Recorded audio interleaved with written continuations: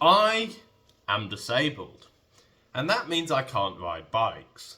The problem is, I like riding bikes. This creates a bit of a conundrum for me.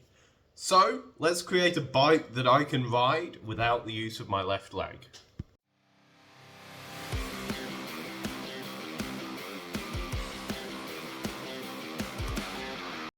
This was a gigantic project and it took many hours to do, so you won't get a full idea of what's going on in the next 5 minutes, but I'm hoping you'll have a pretty good understanding by the end of the video. To start off with, I began by building a frame out of 50mm galvanized square steel, similar to the type you would use to illegally expand your apartment.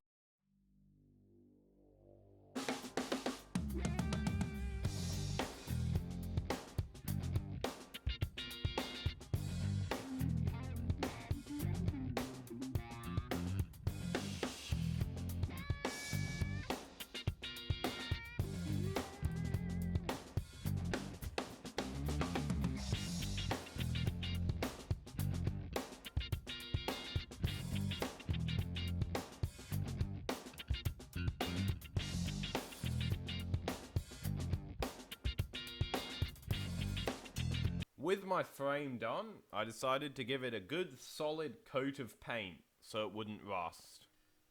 And then covered it in a bike wrap, similar to what you'd find in a pickup truck bed.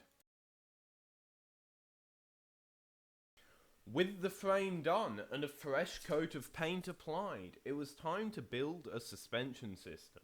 For the rear suspension, I stole that off the bike, but unfortunately, I had to design and build my own front suspension.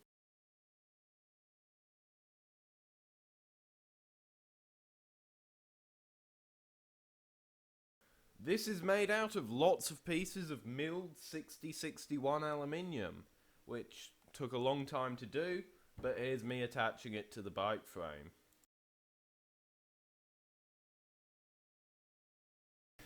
Unfortunately, I didn't realise in the international standard for brake fitting, you actually need a 5mm spacer.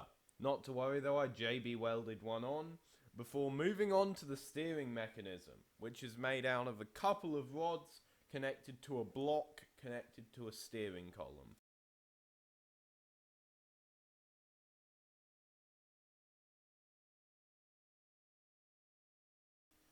With the bottom end of the steering complete, I paid someone a lot of money to machine me the top end of the steering where the cranks attach.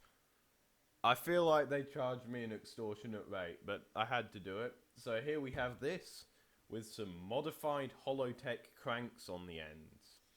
With the cranks attached, I moved on to the motor.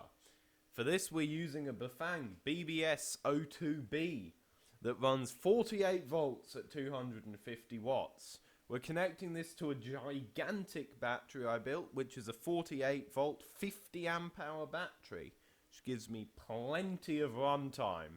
Basically, with the battery and motor complete, I needed to drive the motor, so I fitted a couple of sprockets which would allow me to run a chain directly off the cranks to the motor.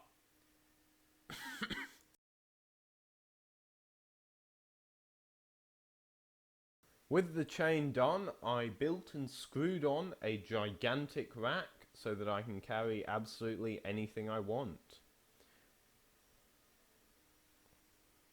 Now it's done, let's test it.